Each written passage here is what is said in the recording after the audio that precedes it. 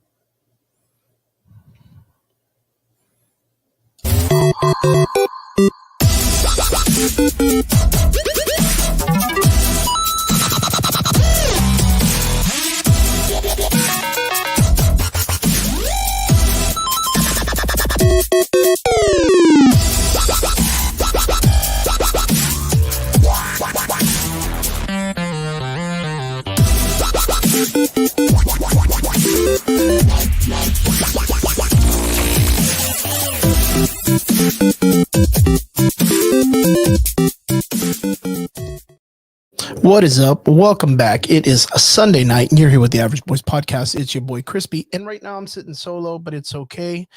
Shortly, we should have David on the podcast. David from Adam Collections. He's going to be popping in a little bit. WrestleMania, baby. What is up, Rob? Good to see you, my dude. And Brian D will not be in today.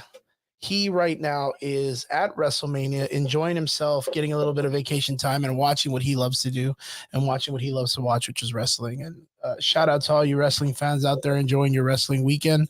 Hope you guys are having a good time. Happy you guys are liking the show. Ashley, what is up? I got your hubby coming in a little bit. I really appreciate him dropping in. I don't know where Trigger is, man. He was supposed to be on the show with me tonight, and so far no show. And kind of sucks, but he's a tired guy. He works a lot, and yeah, it is what it is. We understand this. We really do. Shout out Jeremy. Thank you for sharing the stream. Really appreciate you, man. How's everybody been doing this weekend? How'd everybody do during Easter?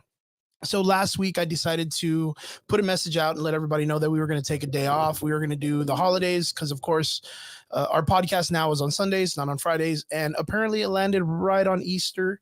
So I told the guys, hey, you know what? Like, I think it would have been a dick move if I was like, yo, let's all do the podcast and do this stuff and keep him busy. But like, he ditched you. I bet you he just jumped out, boxers and all, just ready to run over here. That's super funny. I appreciate him so much for helping me out all the time whenever I got to do a solo show. I don't mind doing solo shows. I just kind of dread it sometimes, but especially when I'm not as prepared. Today, I don't feel as prepared. I feel like it was real quick because I got burps, drinking some non-sponsored Mountain Dew Kickstart. I feel like I'm unprepared, and the reason why is because of the fact that I feel rushed. I feel like I was trying to put everything last minute, and of course, I had an idea for a duo show with Trigger. Had some stuff that we're going to talk about, but again, I don't know where Trigger is, so David's going to jump in and help me out in a little bit. But yeah, wanted to say what's up to everybody. I hope you guys had a great Easter last week. Sorry that we missed you, but appreciate you for letting us go and take the day off, and happy you guys are joining us this week. Last week it wasn't too crazy, except for the fact that I myself am getting ready. I'm all jacked up on Mountain Dew, baby. What's up, Jeremy? Good to see you, my dude. Thanks for jumping in and hanging with us. Next week, really crazy stuff. I'm going to show you guys because I'm super excited about this. Let me see, BKFC. Next week, I will be at this event. Let me see if I can show this. Share screen, and here we go. Boom. So right here we have Mike Richmond versus Eric Lozano. Eric Lozano is a good friend of mine. Came through with us this past month and hit us up that he wanted to do some special training with us and get out here and get some sweet science at Once's Martial Arts with me and my crew. He came out with his kids, his girlfriend Gio, and now he's got himself he's getting prepped for a bare knuckle fight. BKFC is one of the leading, if not the biggest, bare knuckle fighting card in the nation, really. And I got the honor of coaching Eric this time for his fight, and I'm going to be his corner. So I'm going to be heading out next week on Wednesday, April 10th, and I'll be out there till I want to say Sunday, Monday, and I'm going to be out there doing what I do best, helping one of my fighters get out there and do their best and become a champion. So shout out to Eric, shout out to everybody that's out there getting ready for bare knuckle. Guys, if you want to check out this fight when it comes through, it's going to be premiering. I want to say it's probably going to be shown here on the YouTube channel. You can get it like I think it's going to be like exclusive that on the YouTube channel you can purchase it and watch it there. But yeah, super excited, man. Eric is such a talented individual, man. Just a brawler, man. He's just crazy good. And shout out to this guy, Mike Richmond, too. He's a killer also. So yeah, it's gonna be a legit card. And of course, I think after this is gonna be the next fight's gonna be Mike Perry. So for all you guys that are, you know, UFC guys and stuff like that that really like to watch the fights, a lot of people who get out of the UFC and either consider retiring or consider joining another organization, they get offered fights from Karate Combat or BKFC or any other fight organization that's out there that's looking to pick up talent.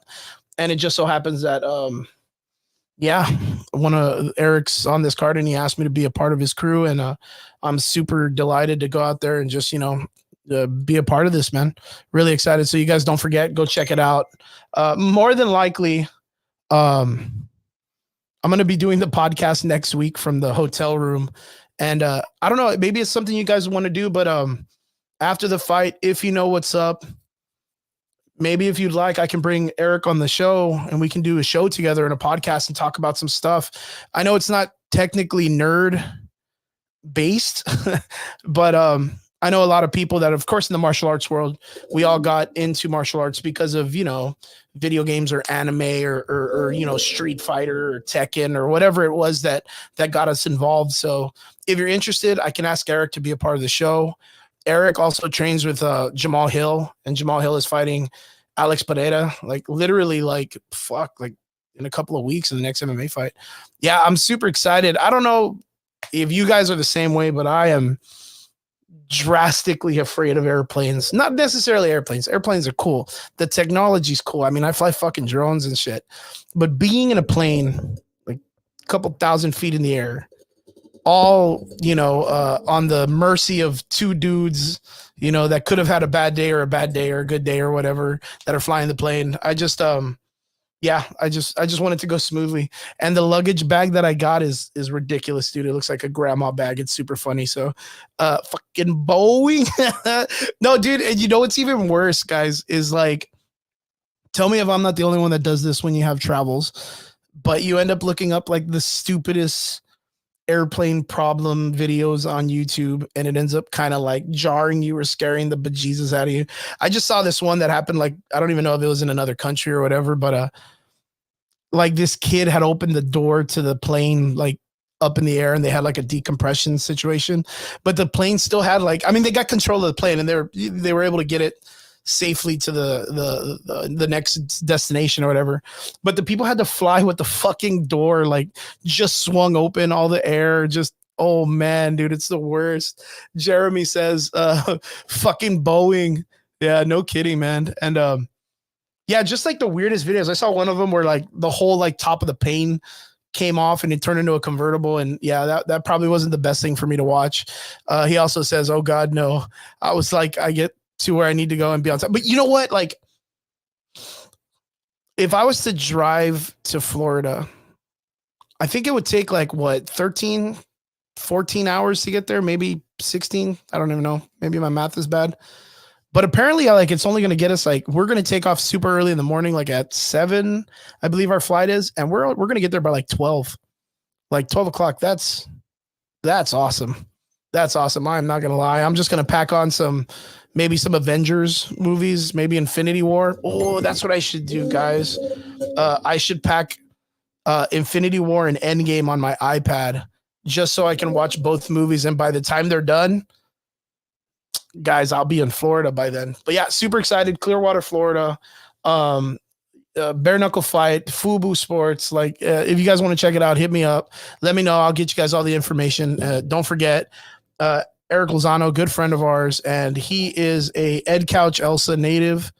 He grew up in Elsa, now lives in Michigan. We'll be representing the Valley. So yeah, man, root for us. Let us know what's up. It's going to be great.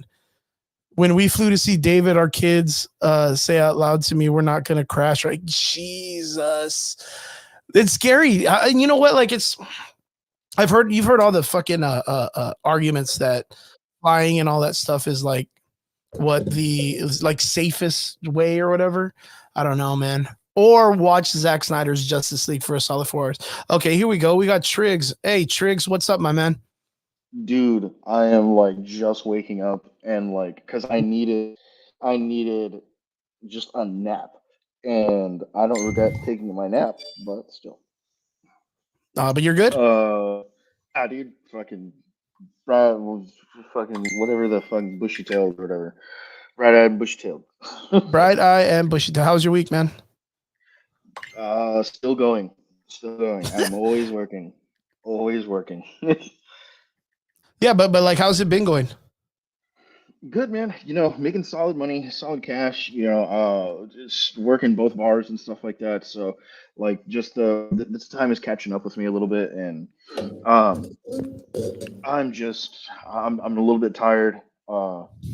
And honestly, that's why I've been away. As of late, I had been either at one bar going to another, especially on Sundays where like I'm closing up the back bar, and so I'll just be there till like midnight, 2 in the morning or something like that. Oh, that's crazy, man. So yeah, it's I'm not gonna say it's rough, but I mean, dude, it is what it is. And tomorrow I go back. I think Tuesday I have a day off, so I'm kind of just like, all right, bro, You need to take some fucking like, vitamins, sugar. dude, You need to take I some got vitamins, baby. Some plus 50 or whatever you are. How old are you? man, about that. Fucking Bro, my, golden my my time. birthday, dude, my fucking birthday is coming up actually, dude. How old are you? Wait, how old are you gonna be? Like 30 something, Uh, huh? 35. 35, baby. Yeah, dude. I remember that shit. I remember when I was, no, I don't remember when I was 35. Everything's just so fucking fast by the time you reach like 27, bro. Yeah, right? 27. Yeah, dude. We Yeah, got man, David I on the work show with too. like David, what is up, my dude? I'm late. I'm sorry. Hi. David. The crowd yeah, Hi, goes dude. Chris. wild. What's going What's up? on, What's dude? up? Sorry, I was showing a picture for this is the event I'm gonna go to next week. Naked Eric dudes. Lozano is my Naked boy. dudes. Yeah, we're gonna see a bunch of dudes get freaking crazy next week. Yo, Yeah. let me ask you guys something. Okay. So I had this idea. Well, not an idea. It's a fucking just a thought. Next week, I already told Triggs and Brian, right? That more than likely I'm gonna be still at the hotel around the time of the podcast. And of Okay. course, like I want to jump into the podcast, just like I'll do it on the iPad. I don't even give a shit. Like I'm down. But like if I brought Eric on the show, like Eric's not like a nerd kind of guy. But he's just like he's a sports dude. Like Fuck it, bro. he's a man's man. Like that's the dude. But like, does bare knuckle at all interest you guys as like a sport? Like, I mean, not to be like, I mean, it I'm interests everyone, but like, you know what I I mean? Like, see it's it. brutal, man. Yeah, I see it, and like, and sometimes it reminds me of kind of like pancration or valetudo and Yeah, stuff like let's go. that, like old school like UFC. Like we're talking like UFC one. Like Mm-hmm, Hoist Gracie. Like prime time sort of shit. mm-hmm. So, and honestly, dude, I mean, like while he may not be a big nerd, dude, but I actually kind of wanted to bring this up, especially since like this is gonna be somewhat underground for a lot of mainstream anime watchers. But dude, Kengan Ashura and Baki are actually doing a collaboration anime. Yo, I heard about Like that. Wait, David, do you that's the know? legit Are you familiar with Baki and how do you Kengan say Ashura. Keegan Ashura? Absolutely not, Yeah, bro. Kengan Ashura. Kengan See? Ashura. Yeah, They're Hundred like see? percent, bro. these freaking hardcore like fighting animes that are on Netflix. Hmm. And both of them are very But separated from each other. Like very, very separate. Like they're not like I don't think they're even in the same well, I guess they are now, but I didn't think they were yeah. associated in the same universe, right? So, But canonically speaking, no, no, they're not.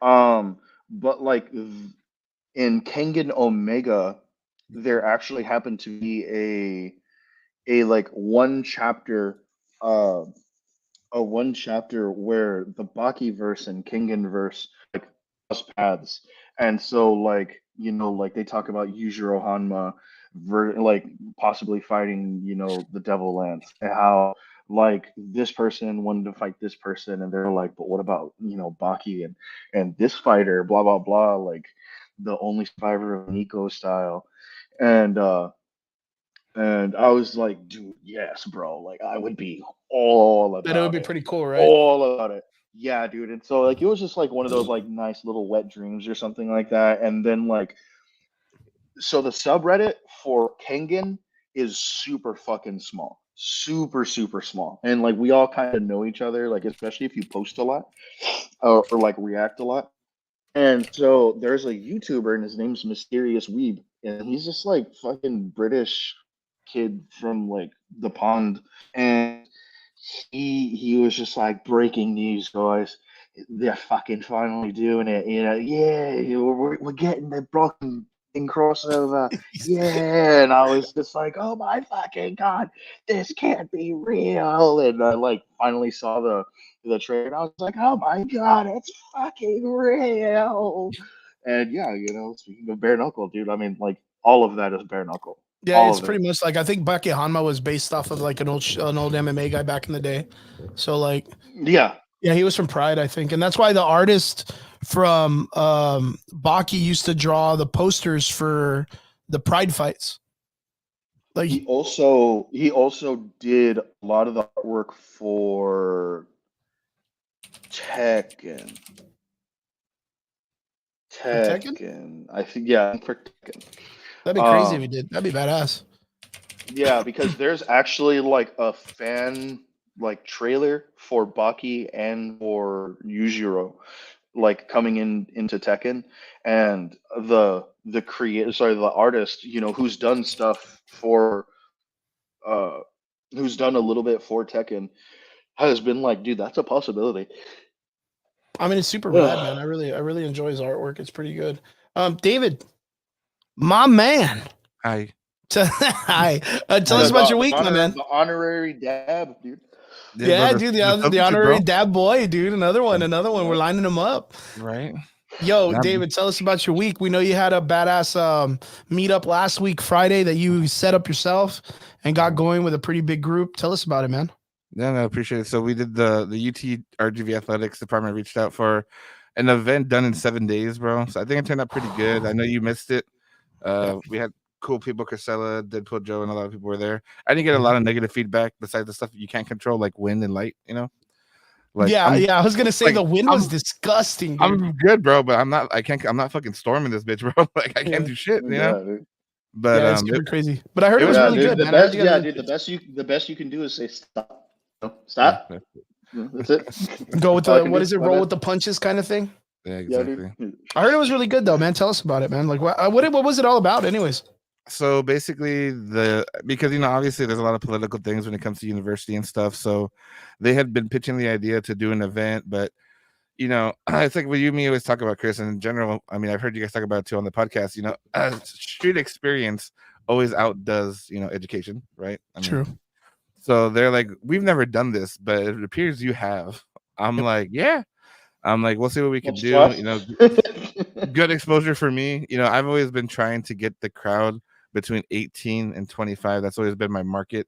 Okay. Because they're more inclined to spend money compared to people our age who's like pay the rent or buy a pop, So for me, it was able to expose the business there. Pretty cool. Something that really clicked on my brain, bro. And I'm pretty sure Ashley's watching. Maybe, I don't know. Maybe she got off she was when I got watching. on. She said I took you from her. Yeah, thank God, bro. So, it's that time, bro. If you guys can catch the difference. Oh, y'all lifesavers, bro. Y'all are life fucking savers, bro. She's gonna be all mad. But I asked Ashley, bro, when we were driving. Well, I had her drive me because I was like, I'm the fucking prince, bro. I gotta be driven. So passenger princess, baby. Passenger princess, bro, all day. I told her, like, why'd you let me do this event in such short notice? And she's like, why would I stop you? I said, oh, good point. Like, fuck it. And then I know I was talking to you about trying to do an event maybe in August and December. Mm-hmm. So it's coming for sure. I just gotta gets a couple of insurances forms filled out, get with the city for some permits. There's 2 cities. It's either going to be in Edinburgh or Far. I'm really pushing for Far. I just feel like it's Okay. different. You know what I mean? Compared to like everywhere else. But Is it more lenient as a city, like when it comes to stuff, or what? I just don't want to do it where everybody else has done it, you know? Cool. That's a And good I want point. to That's a really and good point. I want to do it different. And I guess it kind of reignited me wanting to do it because after the whole shutdown and permits and legal logistics and shit, I was kind of like not in the mood, you know? Yeah. But And it's like it's one of those things, like, you know, you and I, we talk, you know, the idea of like, I guess like the philosophy of business, right? We're always breaking down like the concepts and all that shit. I know Triggs, he's into stuff like that too, like where you want to get a better understanding on how to be more successful without needing to always like run into the fire, right? So you're always trying to break it down and get a better understanding. Short notice shit is hard. Yeah. But like what makes it even rougher is when everything of course is oversaturated.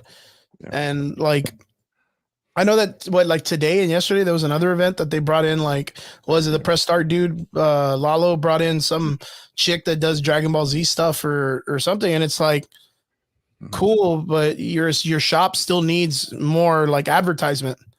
Like yeah, I mean, they brought though. I'm sorry, but there's also Reborn too. Had that thing too. Oh, dude, Anime Reborn did their show. Yeah. Yo, Triggs, are you familiar with the Anime Reborn guys?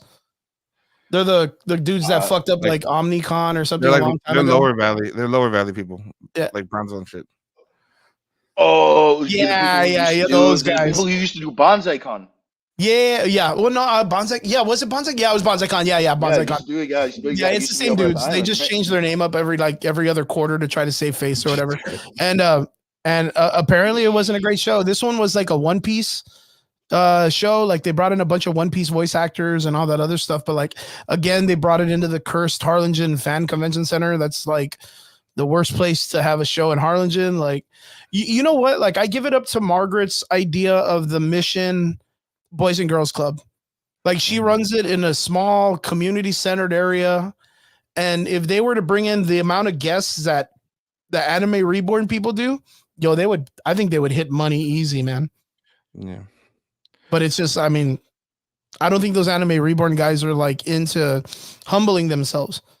That's really what it is. They're not into fucking just being like, honestly, hey, we fucked up a lot. Like we're down to, go cheaper. With that. Yeah, I really would have to agree with that because like it's one of those things where like at least for some of them where it's very like I know what I'm doing and I know what I'm doing because I've done this before. Yeah. And because I've done this before, I know this is hit. But when it doesn't hit, it's like, but it wasn't my fault. Yeah, it wasn't my fault. Dude, it was because like they point the fingers at everyone else. Yeah, dude. And like it was immediately like, bro, like just have some fucking accountability. Stand on your fucking business, dude. Stand on business. You know, just and like, God, man. And like, obviously, I'm not going to speak on anyone's name, dude. Like, first, like I'm a hey, man. First of all, yeah, I know that's fine. Mega Man and shit.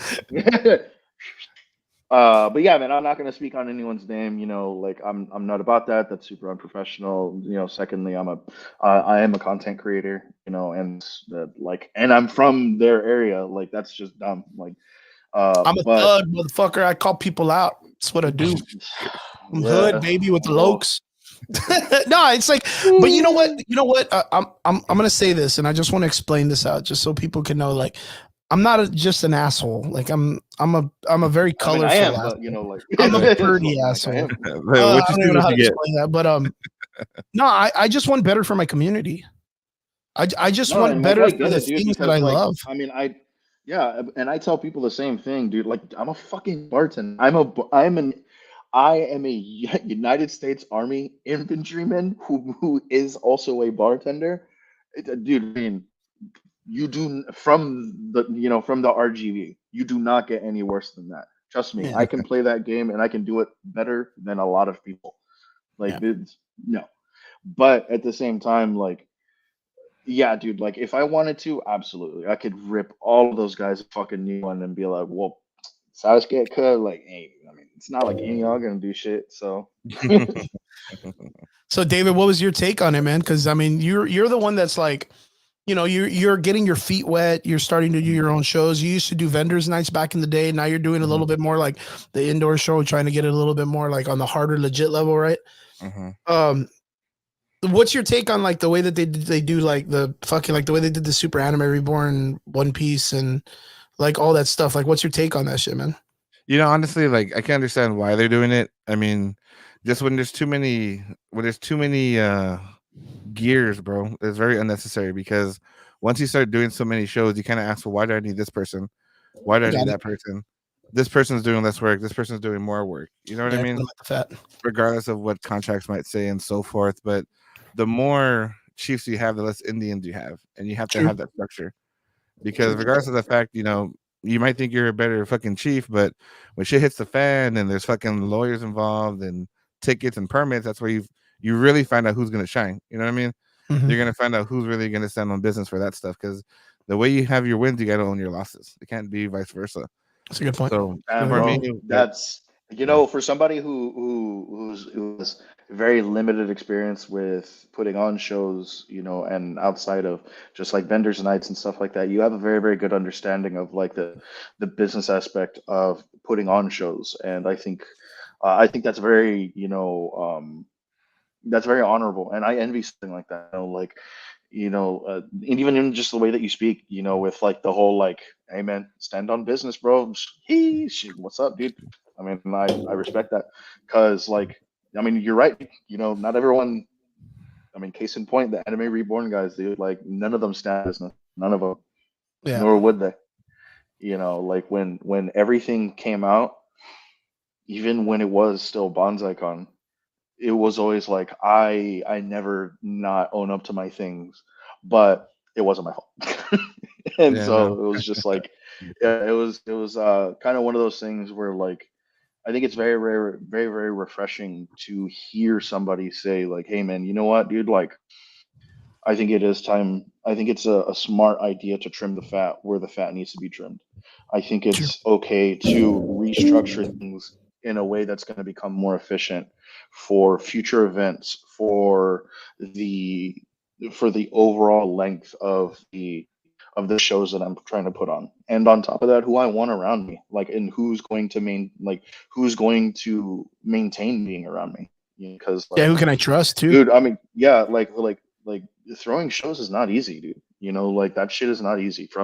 From being a panelist to being a vendor to being a congoer to, I mean, being the event organizer or security or, somebody who handles logistics. Dude, I mean, like, nowhere is any of that easy.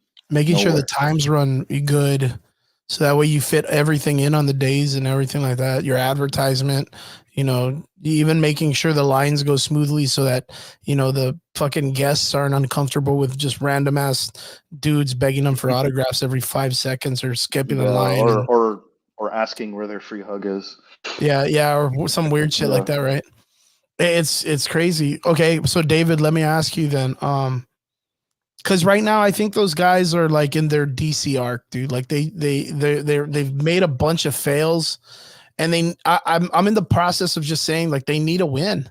Like I hope they get a win. I really hope they Yeah, slam but dunk what? Yeah, one but like, con, man. well, this is the start of their villain arc, though, dude. Yeah, no, it's not even a villain arc. It's just a DC arc. Like it's just all bad all the way through, man. Like I just really want them to like, hey, we had a fucking I don't know, a fucking Mickey Mouse con, and you know what? We got 5,000 people in the door, and we made some money, guys. We're on the up and up.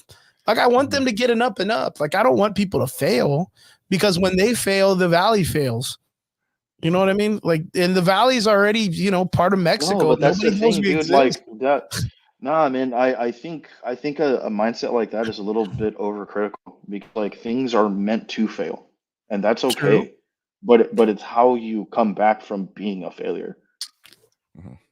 That's a Because, good point. That's dude, a really like, good point. that there's a big. I mean, dude, go ahead, ask Ram how many times he fucked his shit up during OmniCon, during any of those or like prior events Beforehand. that are no longer that are no longer happening, that he had to roll into South Texas Comic-Con in some way, shape, or form.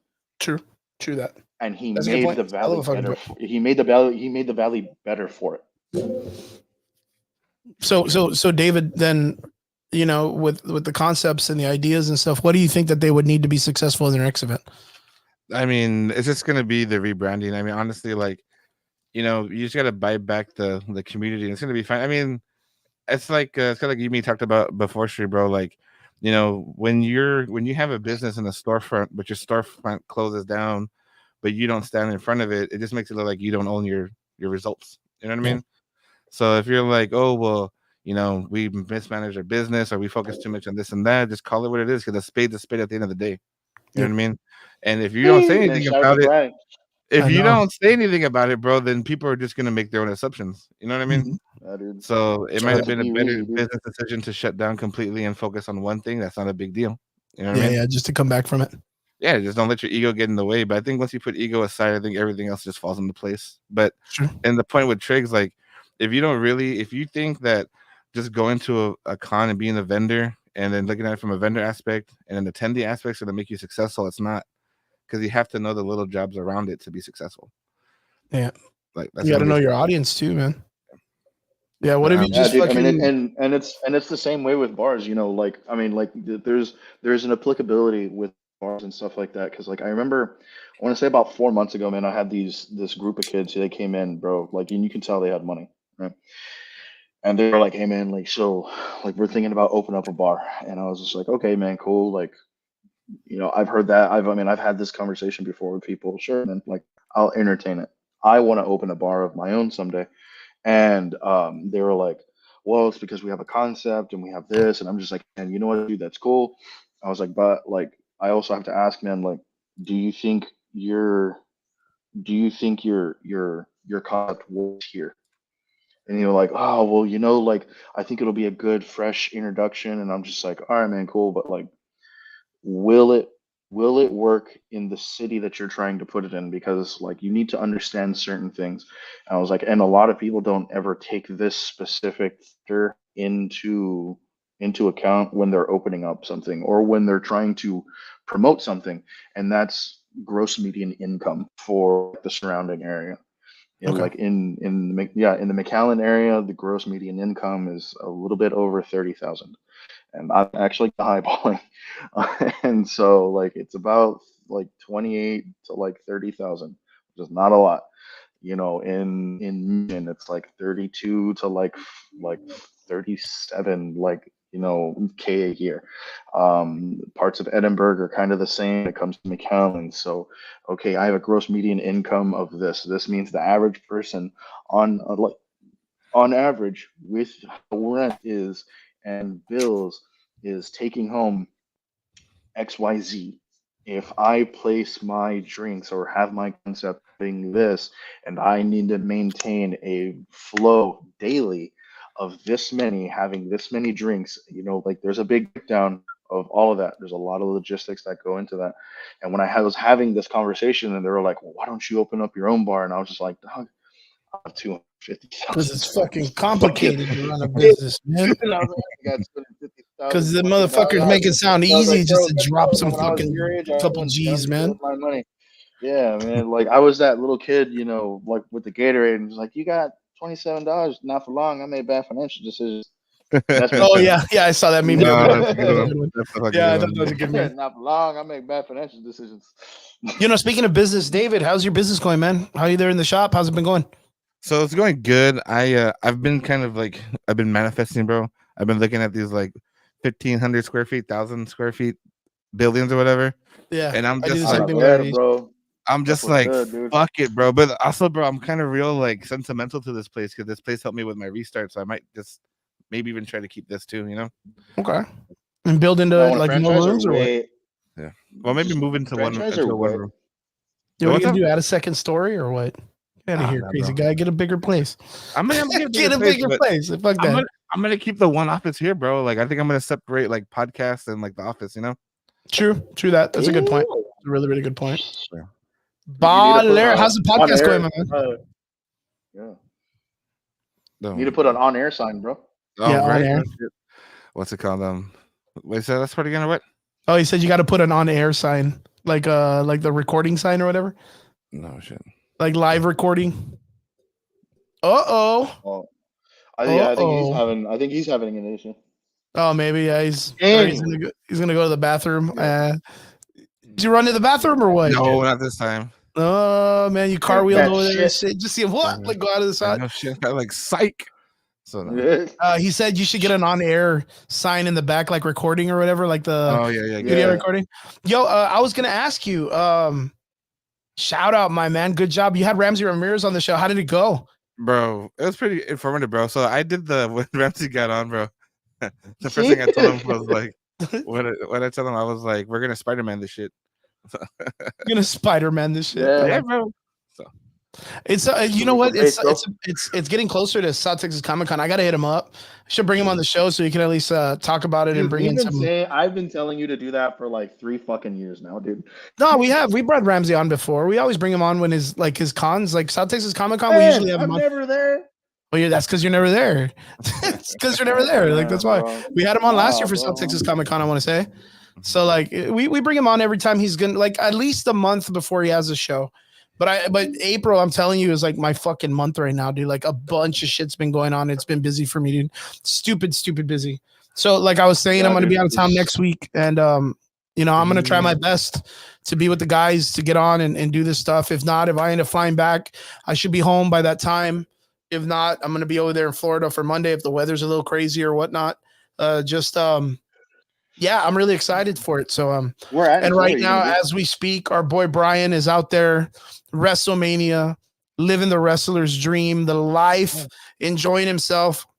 I had told him, Brian, you should jump on the show a little bit, like while you're there. And he's like, major no, I'm gonna be hammered shit. So I was like, okay. He's like, I'm gonna be drunk. And I was like, okay, you got it, buddy. I was like, you take the day off or whatever.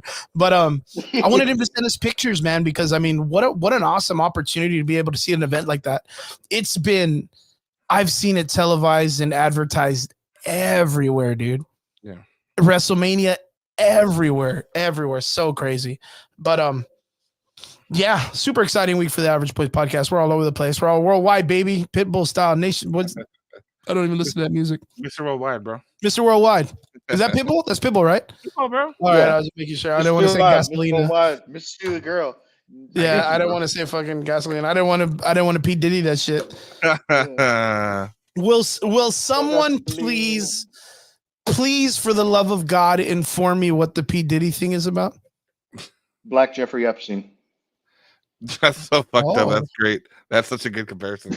Oh my gosh. Black comparison. There you go. So that's the best. That's the best I can do. Wow. I love David. He's just like, that's such a good way to put it, I guess. Dude, I don't even know. That one in the chamber, bro. I was just like, right? You had that one on hold, dude. You're like, I'm waiting for someone to ask me about this. Yeah. That was too fast. So wait. So like, is it real? Like, dude, there's too many things making it real. Yeah. Too many people coming out Coincidence. making it real. I saw a short on YouTube or Instagram. Plus the Nickelodeon shit that's going on right now. Okay, we'll chat about that. 'Cause that's shit I've kind of known about for a long time. I'm all conspiracy guy. I have still yet to see it, but I've seen snippets on my Twitter because it was officially released on Twitter first. On the set, right? Like on the set, or quite on the set, because the guy who was doing it, I happen to follow on Twitter, and so he released the whole episodes on Twitter first, and then like they were picked up. The director? Yeah. Wow, shit. That's No, crazy. not Dan Schneider. Like, oh no, okay, all right. I thought you meant Dan Schneider. I was like, damn, no, the guy who made Quiet on the Set. I follow him on Twitter. Okay, so the documentary. Yeah, guy. So I like saw some of those, dude, and they were, oh my god, bro. Like I can't even be mad at Amanda Bynes anymore. Okay, well, hold on. So there was a podcast that I saw like a snippet of the other day that was fucking crazy. That it was like P Diddy and Meek Mills, Meek something.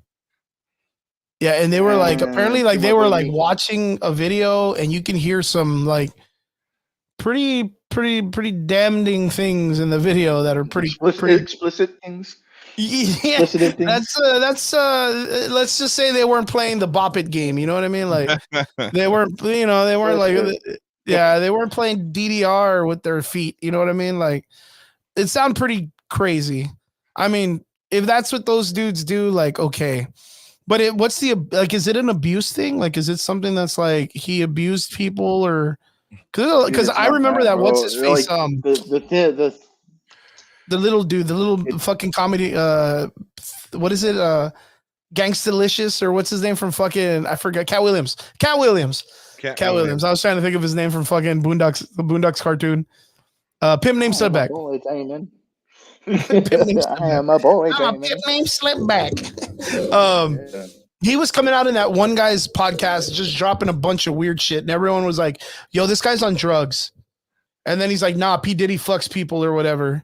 And he's like, "Nah, this guy's messed up." And everybody was like, "He's messed up. He's full of shit or whatever." And boom, P Diddy, Epstein Island, whatever the fuck, or he's Epstein, the rap version. Like, Pretty what much, the dude. fuck is going on? Like, what's going on?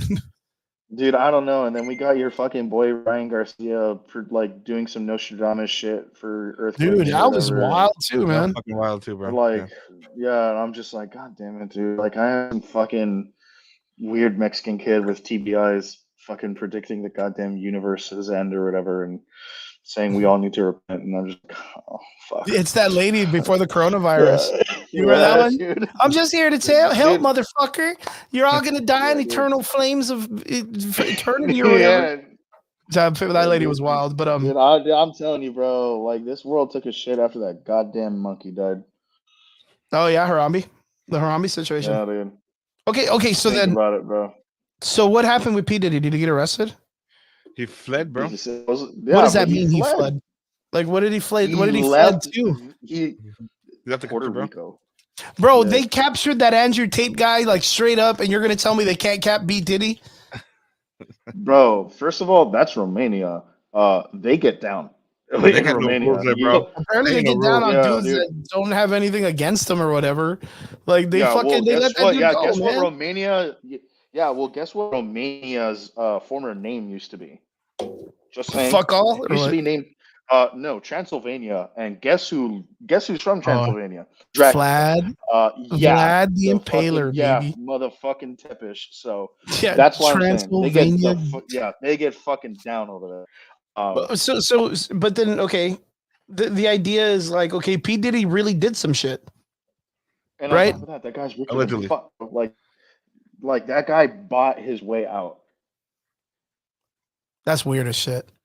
Are there people supporting him? Who's supporting him? Is Whoopi Goldberg supporting him? It's Whoopi Goldberg supporting. Yeah, I don't know. She supports everybody that does weird shit. Same thing with Oprah. Like, are they supporting him? I don't outwardly or like publicly. Because I think that'd be fucking weird.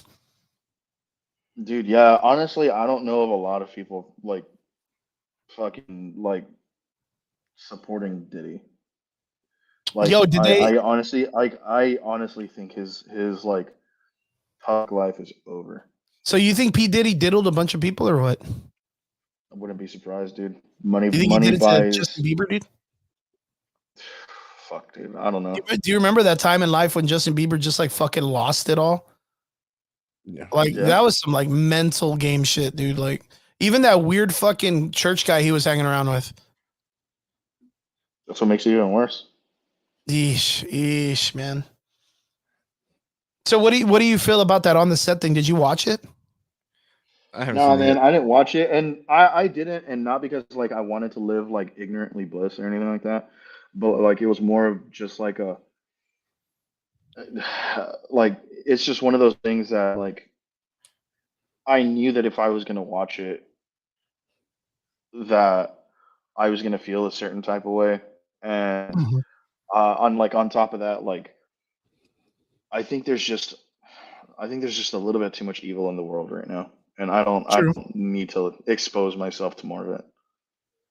Yeah, that's a good point. That's a really, really good point. I've seen plenty. I've been around plenty. I don't need to go out and find it. You know what Yeah, I and mean? it's like it's So not. I don't even think it's in the concept of stuff that we might not have known. It's kind of like when Lance Bass came out and said he was gay, and we were like, "Yo, we already knew, dude." Like, Mhm. glad you're thanks, but announcing yeah, it, but we okay. knew. Or Ricky Martin, when Ricky Martin came out and said he was gay, we were like, yeah, we knew, dude. Like, it's very hard for you to hide. Like, the Yeah. idea But of when there Oscar, yeah, but being when like, Oscar De La Hoya did it, we were like, yeah, we were like, whoa. uh, but like, when it comes to the idea of like, it's like Disney and Nickelodeon and all this shit, when they come out and there's like, hey, like I was kind of like groomed or exposed to some bad stuff, you kind of think like, or if I didn't in do my these opinion, like how things, then horrible the I parents. then my career was over. Well, in my thing, it's like I think of how horrible the parents are, because Dude, the and you parents know were the what? ones Like that were like allowing them to hang out with these adults in private situations. for me, and I always knew that like Jeanette McCurdy, right? Like obviously she's no longer in the acting scene, and her book is super fucking powerful. The Super mom dying powerful. one, I've or what's yet it to, called? yeah, she's like, I'm glad my mom died. Yeah, That's it's literally the it's title of her book. Like, yeah. I I'm glad remember it my being mom something died. crazy, and I was like, God damn, that's hardcore. But Yeah, like when you break it down, it's that that'll concept. Like, sell. That'll be a New York Times bestseller. yeah, it goes Just to the saying. concept that the mother allowed her to be And thorned made by her all to this be, situation. yeah, and not only allowed but made her to be, Yeah. pushed for her to be. Yeah, and it was like, when these adult men were like, "Yo, we're gonna have your daughter come and hang out with us at, this place where we're gonna have a swimming party. We're not letting adults be there and all this other stuff." It's like you got to kind of like ask the question, like, but Why? why, right? Like, but Hmm. why? Like, I understand, like, okay, so I'm not a parent, Triggs. I don't think you're a parent either, but David, you're a parent. No, Of trying, course. but yeah, Yeah, but like in the situation, try and go for it, brother. yeah, Get in there, trying. get in Malcolm there. Jones, bro. Eh, hey, bro, But it's like, hard, so dude. and David, what's up, John? What's up? What's good to see you, my man? My boy, my best friend John from Corpus Christi. Good to see you, brother. Um, so like David, in your situation, you're a parent. You of course see like all these things where it's like, kids to camp, send your kid to camp, or out in the woods or whatever. Like, what is like your as a parent? Mhm. What's your fear level or like your anxiety level when it's like send your kid to like a camp for a week where they take them out to like the woods and trails? What would be your anxiety level? Bro, I'd fucking be paranoid, bro. My kid's way too nice to people, bro. He's the opposite of me, bro.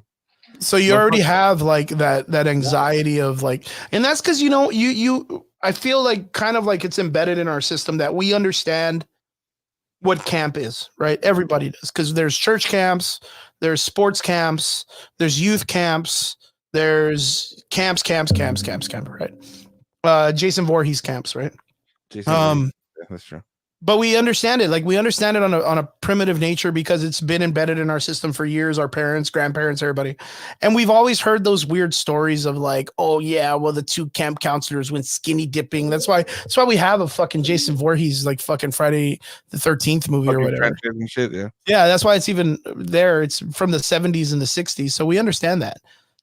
But like as a parent, like we don't understand that because I'm not in that situation where I have to allow when does it get better? Like when does it get to the point where it's like this kid's a certain age, he can go off and do whatever he wants, or I can Like, send him off with comfort because he's kind of an adult. I mean, Not really. it's just different generation, but I remember being like in his grade level, walking home and getting into fights, walking home, watching fights, walking home, and shit. And like I'm I all wouldn't like, give this, a fuck. yeah, dude. And then like they went to the UTRGV game yesterday because they gave us the tickets for the next game. And so when they went, Ashley's like, "Hey, I'm gonna go get a soda, stay in this seat." And he's like, What if I do if somebody kidnaps me?" I'm like, "Oh my god!" I'm like, Yeah, "At least don't do this to me. we got the right concept, you know?" Like, True. and she's like, "Nothing's gonna happen. Just stay here. I'm gonna go real quick." But I just depends on the kid, man. Like, I know some people believe like put their kids in jujitsu, karate, and shit, but in the real life scenario, bro, it doesn't fucking matter what, you know.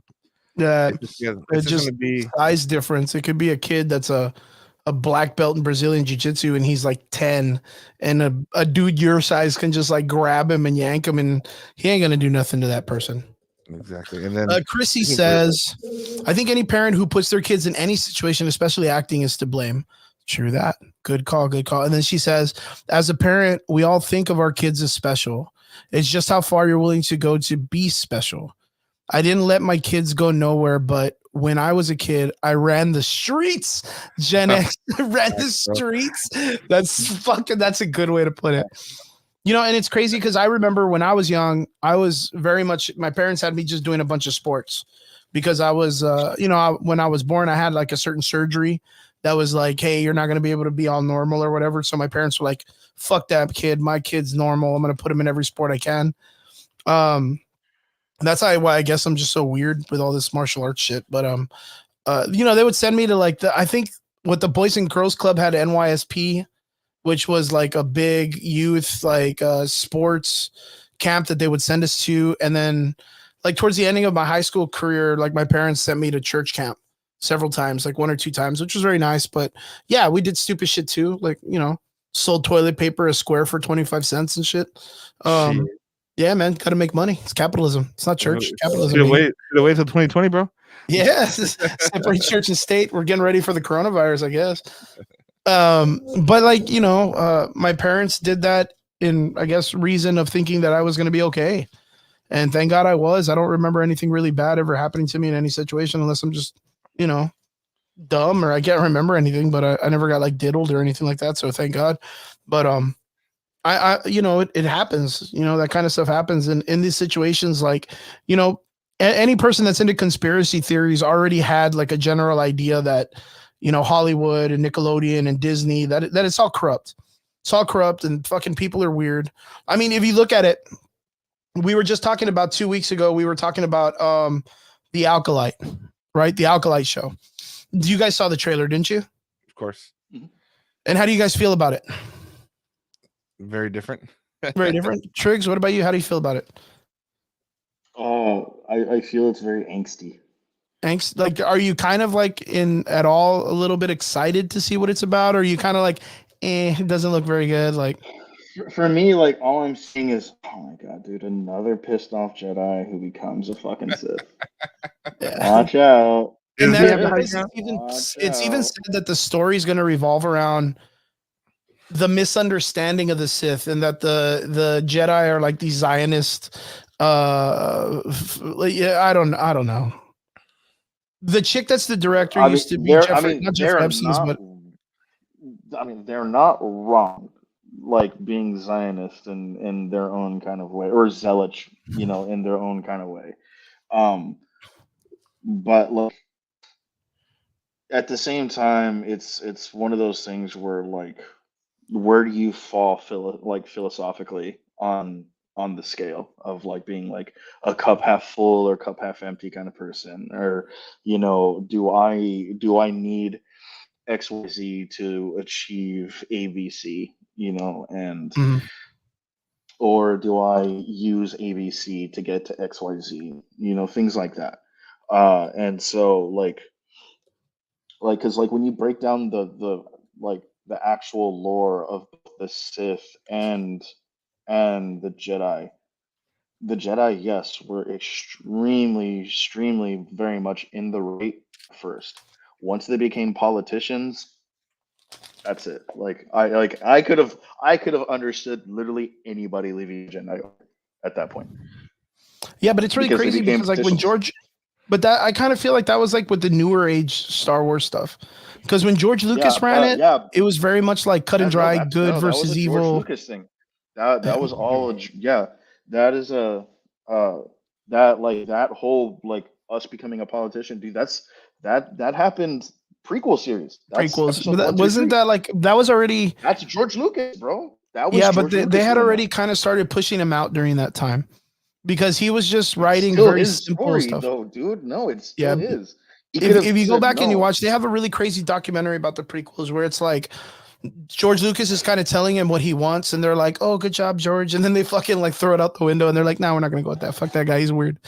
But like George Lucas was always very simple about it being like just good versus evil, not really like hard on. Like it's just like you look at like the original Star Wars movie, and it's just a hero journey. Like that's like a straight hero journey with what's his name?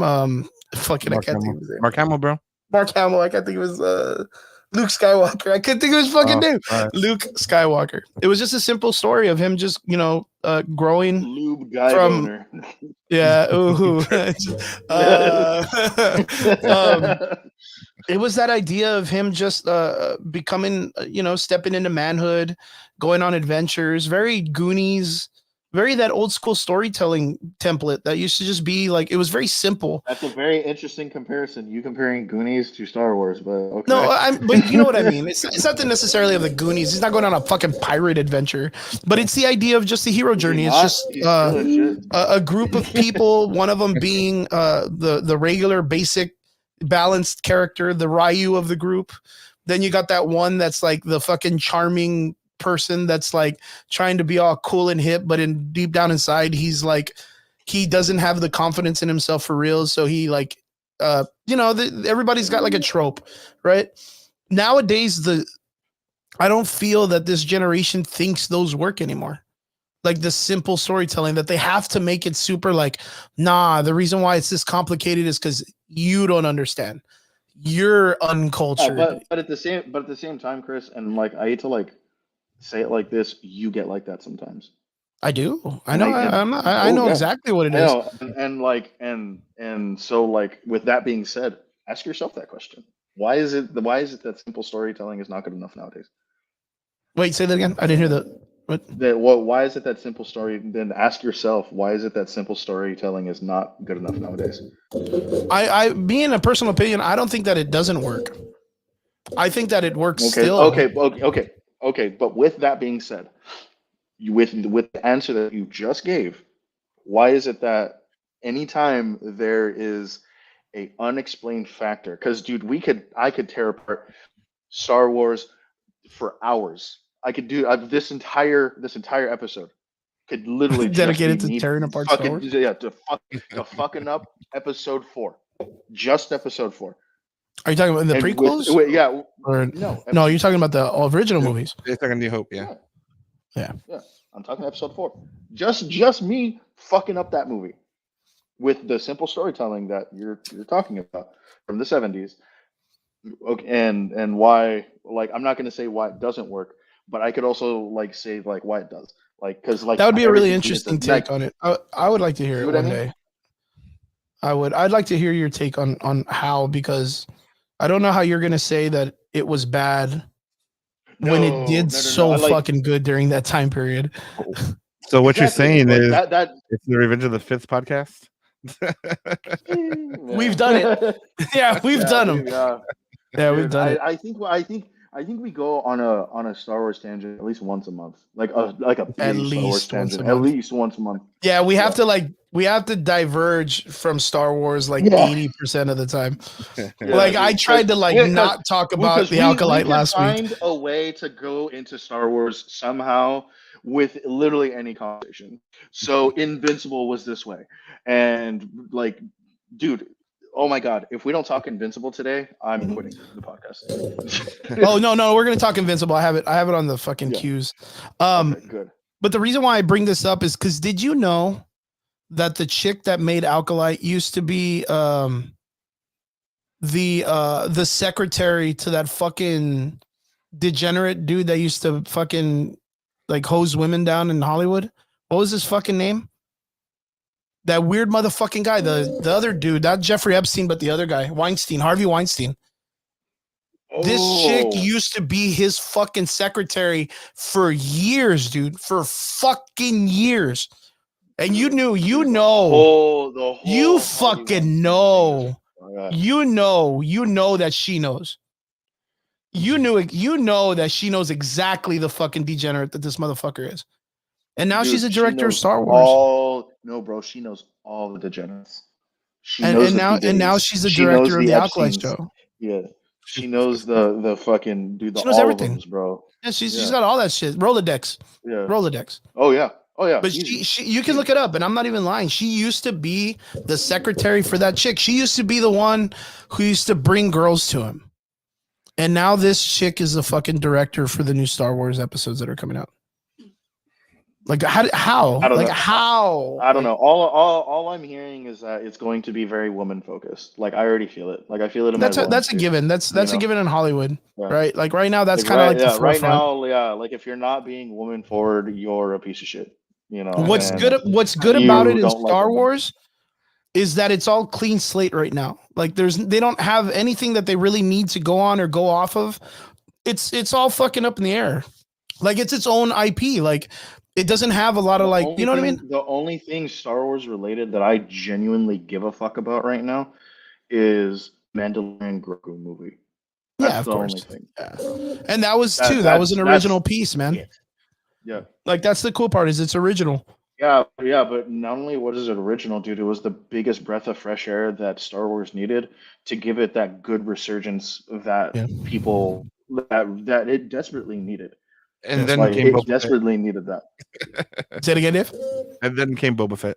And then came Boba Fett. The Boba Hey, Fett. yeah, dude, but fucking standing on business, bro. Like Mandalorian saved Boba Fett because like I think after That they're one like, episode. hey man, Give me yeah, man. season 2.5. So this is not going very well. Pedro, Can you Yo, Yo, jump we in here? need some help. yeah. We need some That Mando little help. green Please thing. save Boba Yeah, Fett, dude. get that little green thing too, man. Yeah, Trust bring that over little here. green Put on dude. the helmet. Get that little green dude. Yeah, Bring that little green Mexican with you. yeah, Oh shit. We'll give him a fucking mech or whatever. yeah, I don't dude. even know. I fucking hated that episode, but fucking like Bro, yeah, first of like all, I think I fucked with it heavy, dude. All I thought was Gundam. I was just like, bro, if yeah, he he's doesn't got his own Gundam little mech something, and shit. I'm Yeah, true that. all But about like it. Hollywood, man, dude, you know, I don't want to harp on this too much, but Hollywood is just a really dark place. It's a very dark place. I think it's And, I think I think it's always been, but like now that people are starting to expose it, and I think it's up to the general public whether they want to know about it and hear about it or not. yeah, true that. You know, I think it's just a little too much. I think if you guys want to watch anything, go see On the Set, learn about Dan Schneider. If I were you, unless you want to like have bad nights of not resting good, like don't do too much research on it because you're gonna find out a lot of bad stuff you don't want to hear about. Don't look up the red yeah, shoes. and yeah, and or like the dead internet theory and Yeah, shit the like that, fucking dude. And rabbit. like that, Don't look that's up. yeah, yeah, and that's why I was saying I was just like, dude, it's not me trying to stay ignorant like this. It's really just me trying to like save myself of just knowing how I am and knowing I'm gonna go down that rabbit hole. 'Cause, like Yeah. I would.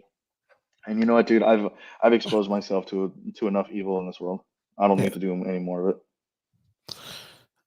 Okay, well, we're gonna jump into our regular conversations. We're gonna get past this, but you know what? Speaking of Disney fucking a lot of stuff, fucking a lot of things. The Punisher picks, dude. Marvel just released John Bernthal all Plus bloodied up, Daredevil and Huh? Daredevil. and And Daredevil. Daredevil. They released some pictures. Was it in Vanity or was it just a website? I think it was Yeah, a website. so bro. no, they're leaked. Yeah, it must have been just a website. But what do you guys think, Yeah, man? Are you guys no. excited? You know, At Daredevil first, making I'm its not gonna. return. So I honestly thought just because of the like, and this is me like being a huge John Bernthal fan. So the way that his hair was styled and and the top portion of his shirt, where he's doing the face and he's Mhm. all kind of bloodied up and stuff like that, I was just like, and the background, I was like, that's a set picture from season 2. That's the bathroom where he fights those people and he kills that chick in it. Yeah. That's Okay. bullshit. So, like I was like, these leaks are bullshit. Like, okay, whatever, dude. And then I paid it, and then they did like a fuller body, and it's like a tactical shirt, and I was just like, oh, oh, oh no, he was wearing a flannel in that shirt. Okay. Or sorry, in that episode. Okay, and then they did like a full body, like a full body photo, and he's in all tactical out and shit like that, and I was just like, oh, dude, these are legit. What's good? Okay, yeah, man, this is what's up. And I was just like, 'cause I had always, when everyone was like, oh yeah, John Bernthal is gonna come back as Punisher, and I was just like, bro, like, No, the fuck he's not. I guarantee you, he's already left that That IP. that portion of his life. Yeah, dude, fucking let him go, right? And like everyone was like, "No, dude, you're dumb. Like he's coming back." And I'm like, "All right, bro, I'm dumb. What do I know? I run a podcast." And then lo and behold, dude, he's fucking Punisher. And I was just like, "Shit." Oh shit! Oh no, The host left. Oh well, fuck. right? Yeah, dude. Guys, stay with us. I'm gonna try and get a hold of Chris, but He's got yeah, it, bro. man, He'll and be like that, and like that's also like what I was talking. Oh, okay, good. Weird as fuck. Oh, there you go. Yeah, Okay, dude, now. what happened? I don't know. It She just said, got weird on me. Fuck these guys, I'm gone. It's Yeah, probably because right. you You know went to what? take a It's shit? because I was looking for the pictures that they released of Netflix, or not Netflix, but the Disney Punisher and all that stuff, and I was gonna post it up here. Maybe they're fucking watching me and they're like, "Do it, bitch! I dare you!" And they're gonna kick me No, off. just put Daredevil Born Again Punisher. Okay, let me check it out. What the fuck were you Boom, searching? done. Let's kick their ass Right? out. Fucking John Bernthal, fat large cock. John Yeah, they Bernthal. were like, "Get out of here! You can't see that shit." It was fucking FBI was like, Okay. "Damn it, Chris." I know. I was like, dude, I'm not even kidding, dude. I was like, no no way, dude. Did it just kick me off? Like, I'm looking at the fucking thing and I was like, what the fuck? Here we go. And this is from the new one then. That's Charlie Cox being tired from carrying the whole fucking Avengers on his back.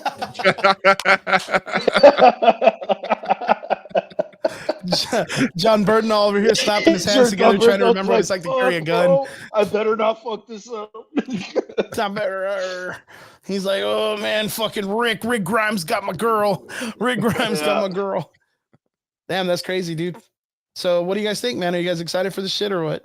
Fuck yeah, bro. You know what, dude? Honestly, yeah, I am. Because like, even though Echo was super fucking lame, Trash. like there's some really really good parts where it got a little gritty, and you know what? I'm about it, dude. I was about it. Yeah. I mean, it looks pretty good. I mean, I'm not gonna lie. The Netflix series was fucking fantastic. I think the casting for it was really good, minus dude, Iron Fist or what? Danny Rand. Fucking dude. Vanessa Fisk is coming back, dude. The chick who plays Vanessa. The wife? Oh shit. Yeah, dude. I thought she died. It just dropped today. No. Hey, bro, this is fucking Marvel. Nobody dies, bro. What the fuck you talking about? Yeah, the fuck is the fuck's matter, dude? Even the guy who's playing fucking Bullseye's coming back. Oh, Bullseye. I was about to Oh, say Jigsaw. I mean, dude, he did a pretty solid job.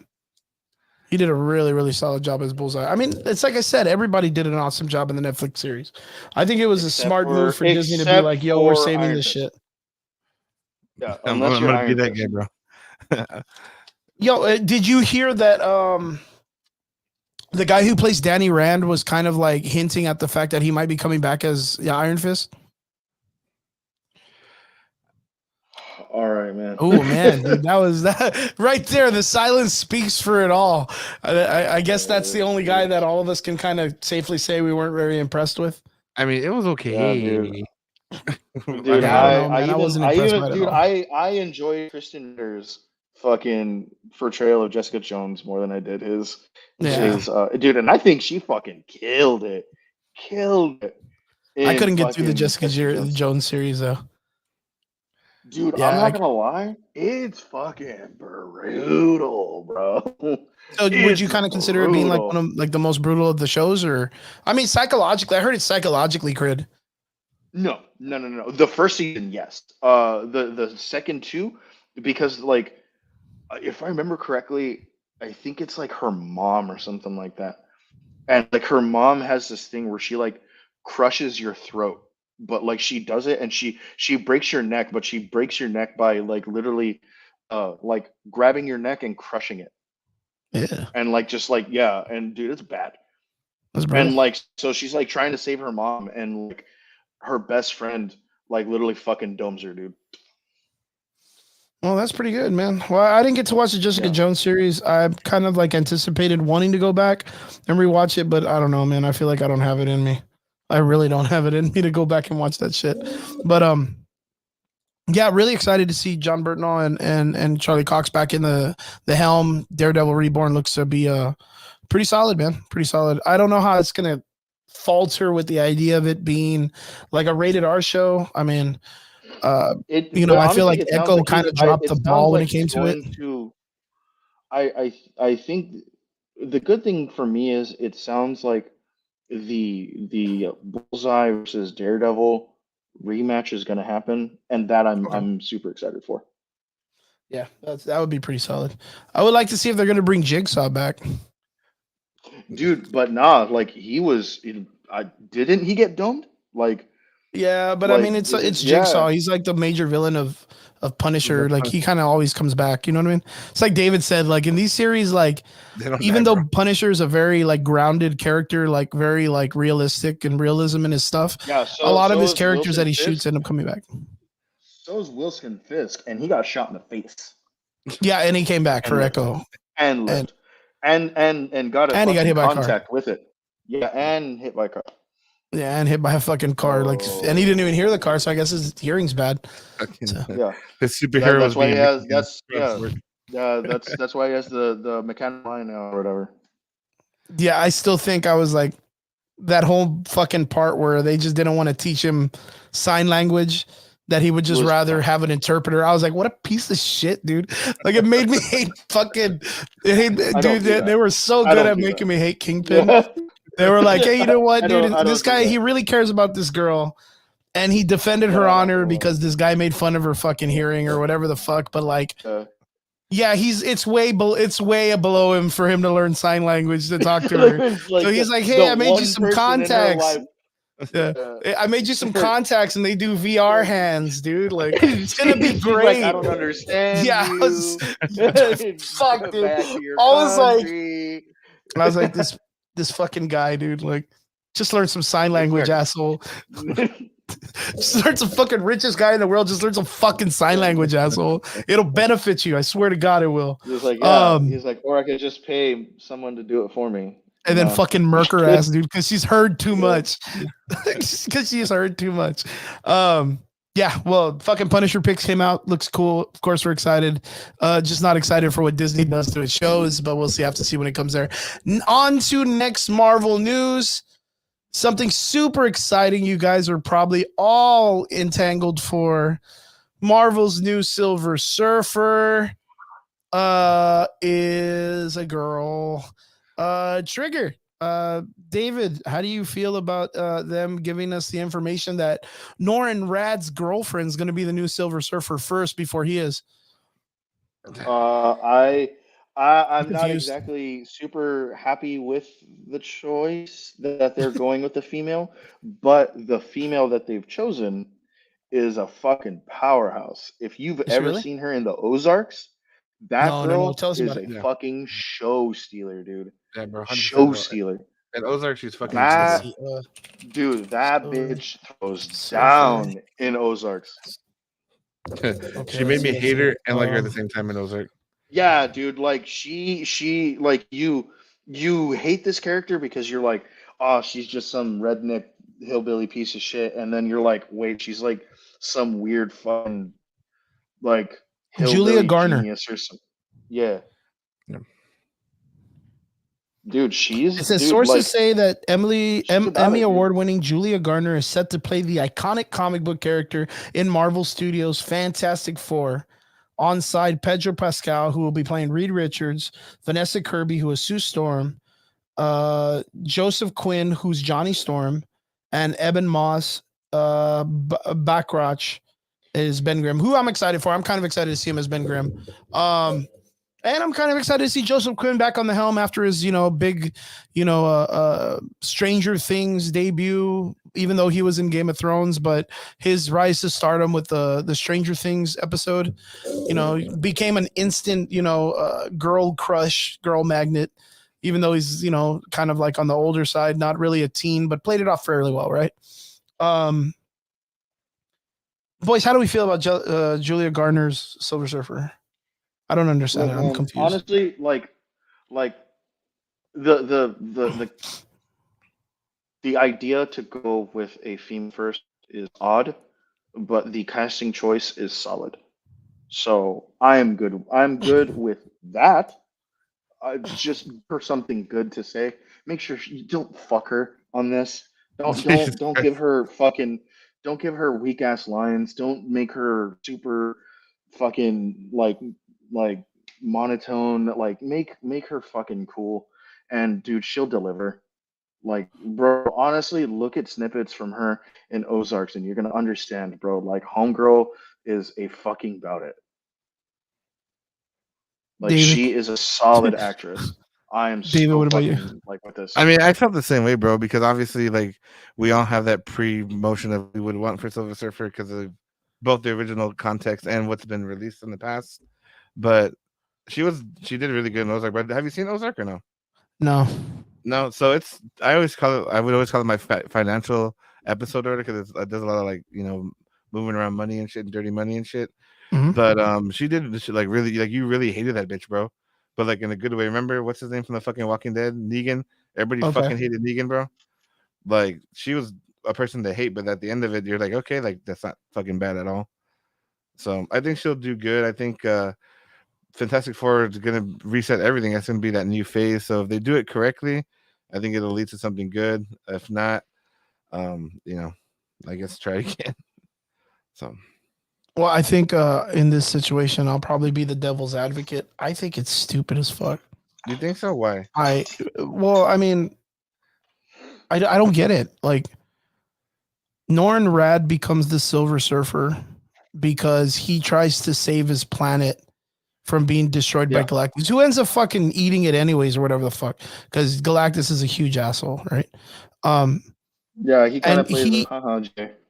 like he sacrifices himself and his livelihood to become to get the cosmic powers of Galactus or whatever, and he gives himself in the life of servitude.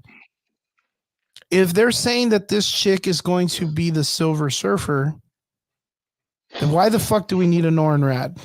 Like, then that means she's going to sacrifice herself to save the planet, and then maybe she dies, and then he takes up the helm, which cheapens the sacrifice of Norrin Rad. But then again, who the fuck knows the Silver what if Surfer, this right? leads Like, credence? What if this lead like there has been a huge fan theory that's starting to pick up a little bit of traction that the Fantastic Four are not from the main Marvel, like from the main MCU universe. They're from the oh, main they're timeline. not. They're in the movie universe, right? Yeah, Oh, that's what you're I mean. talking Like about the like main the way it MCU. was for like the Doctor Strange universe kind of thing with the Illuminati guys. Kind of, yeah. Oh, okay, so you mean it more like that. They're Yeah. just specifically not from the MCU universe. They're like a multiverse or whatever. Yeah, because I think they're gonna show it basically them being together already, right? They're not gonna show them how they got their powers and shit. Who the Yeah, fuck knows, dude? but more on that, dude. Like more on that. People because people have been constantly asking exact same thing. Like when it comes to X-Men, where the fuck have they been the whole time? And we've you know what, Triggs? It's crazy because I could have sworn we had this conversation like fucking 3 years ago. Jesus. Yeah. Where I was saying like, you know what? I think they're gonna do the life raft. Or I think they're gonna do the thing where like they're all part of a different multiverse. They're gonna come together during Secret Wars because they're all part of different universes that are being saved. And then someone, I'm not saying it's Echo, but it's probably gonna be Echo because they're gonna fuck over the Thor Hyperion bromance. They're gonna fuck it up. They're gonna fuck it up. You already know it. They're Which not is even the gonna do best, it. They're not even gonna do it.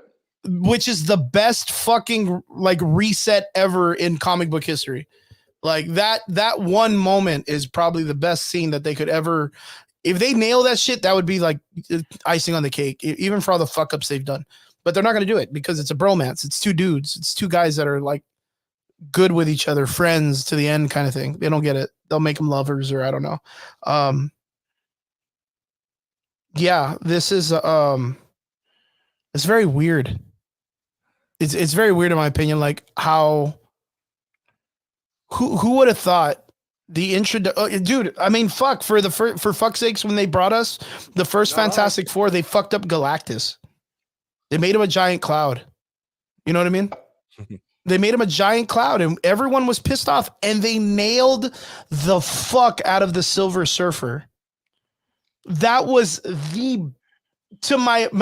man, dude, like that was one of the greatest superhero renditions of that time in real life. Like that character concept of the Silver Surfer in that movie, hands down, was one of the best superhero like live actions ever to me. For me, and dude, I know I'm gonna speak blasphemy right now because this movie is such fucking trash, except for these particular snippets: Green Lantern and Sinestro. Yeah, it was pretty good. Like dude, I loved that guy as Yeah. Sinestro. He Yeah, fuck yeah, dude. dude. It Hell was yeah. fucking Like a Bond villain, perfect. isn't he? Yeah, dude. Yeah, he plays like a bunch No, of Bond villains. he's not. No, he's not an actual Bond villain. I mean, fucking Remy Malek is a Bond villain. But dude, that guy is just fucking amazing. Yeah. Fucking amazing. You know, But and like when he and like at the very end when you finally see him become like part of the Sinestro Corps, I was just like, this is perfect. They're obviously going to do another one. but JK. like, not to get too sidetracked, because I know that character was really good. That Silver Surfer rendition was like hands down probably one of the greatest things that saved that film. And Martin Lawrence is the voice. Yep. Or Martin Lawrence Of Galactus the Silver Surfer. or Silver Surfer. Yeah. Wasn't that the guy that did Gargoyle? Morpheus. No, the guy who did Morpheus. Oh yeah, you're talking about Lawrence Fishburne. Yeah, for sure. Yeah, that's what. Yeah, Martin Lawrence is the dude from Bad Boys 2, the short guy. Yeah, bro. I was about to be like the The one with Will Smith. The guy with the big ears. Yeah, that's kind of. I was thinking in my head, and I was like, Bad Boys for Life. Yeah. Yeah, no, it's Lawrence Fishburne from The Matrix. Why is that such a bad thing? That was such a great character development, and everything about that story was good. The scene between him and Sue Richards when they're in the when he's captured and she comes up to him to talk to him and learn the story of him and all that stuff, like, bro, that was so good, man. That guy did such an amazing job. I don't know, man. I don't get it. I'm not at all a big fan of this. This is also why I don't get super duper invested in certain things, such as casting, outright, because I like to try and give benefit of the doubt that like the story would call for it in some way, right? I really hope. And if here, yeah, but this is also like the fan theory in me, where okay, then this leads more credence that this is a variant, or that like this Fantastic Four are variants of like the Reed Richards, Sue Storm family in the main MCU. And yeah, I'm not going to disagree with they that. come over, right? But in recent times, and in its own way, it also makes me less fussy about the fact that I have a female Norrin Red. Yeah. Dave, what about you, man? You know, the casting for the Silver Surfer wasn't too bad, but I had read that they were also going to have their kids involved too in the story. The Franklin and Reed, the daughter. Yeah, what was the daughter's name? Well, I mean that makes more sense, dude. I mean, how are you going to have these kids of age during the whole X-Men stuff? Yeah. Like they're supposed to be there. He's supposed to be a mutant. He's supposed to be interacting with all the mutants and all that stuff. Triggs. I mean, and not only that, like I've told people before this, like you can't have Secret Wars without the Reed family, and that's all of them, because you need to have the whole like, fucking Franklin playing in the hands of Galactus. You need to have the Thing fight Galactus during the ending of Secret Wars. I mean, more than likely, it's not going to be Galactus. It's going to be one of the what is it? The Celestials. I guarantee it, dude. They're going to fuck it all up, dude. I'm so excited just to watch the debacle that's going to be like Marvel Secret Wars or whatever they're going to fucking, man, Triggs. I feel bad for Star-Lord is the bad guy. Yeah, every time. Because I got Thor. I got Thor Love and Thunder. Thor Love and Pain. Love and just pain and anguish. Thor, pain and anguish. Yeah, Triggs's favorite story. And I of lucked all out. time. I lucked out because my favorite one is Planet Hulk and World War Hulk. And to this day, I'm like, you're not going to be able to do it, dude. You already fucked it up. You fucked it all up. He's got a kid already. You already visited the kid. You already know they're safe. There's no reason to go back to Sakaar because Hey you already man, know it's cool. but Like, you know what? They did it. They did small parts of it in Ragnarok, and yeah, fuck, there you go. yeah, they were like, fuck off. We can't do it anymore. Yeah, Like, yeah, it's good. yeah. It's good. But, man, dude, Secret Wars is coming up. That's your baby, dude. You have like the That's omnibus. why I You have told all you. the I was just like, books. no, Like, dude. I already know what I'm mentally preparing myself now. That way, when I turn 40 and I finally see this movie, I'm not like, I'm gonna have to buy you your fuck. ticket and sit with you, dude, because I'm gonna see the fucking life drain from you, dude. I'm gonna Yeah, see. That's funny. yeah. This is gonna be my face the whole time. I'm just gonna see the excitement just dwindle, dude. Just dwindle. I'm gonna see that age kind of settle in with you, dude. Cause that was me like the first 5 minutes of Thor Ragnarok or Love and Thunder or whatever. The witch scene, bro. Like I looked at my friend Vince, dude, and he was like, "Don't walk out, please." Please don't walk out. I was like, right as soon as he gets on the fucking hammer and rides it like a broomstick, bro. I was like, I'm checked out. That was like the first scene in the movie, man. I just looked at my friend and he was like, "Don't go, Please don't Please go. don't leave. Yeah, please don't leave." Don't make Man, me sick. Triggs, this is like, oh no, dude. I'm livid, bro. I'm livid. Yeah, I just needed to get you guys' input on that. So onwards to the next part of the conversation. I don't even think you guys are going to care about this too much, but I wanted to bring it up because I like it. I guess this is my Dune. But it looks like they're making a new Matrix film. Oh, fuck that, bro. See, Triggs, what about you? What about you? It's okay, Triggs. Just let me have it, dude.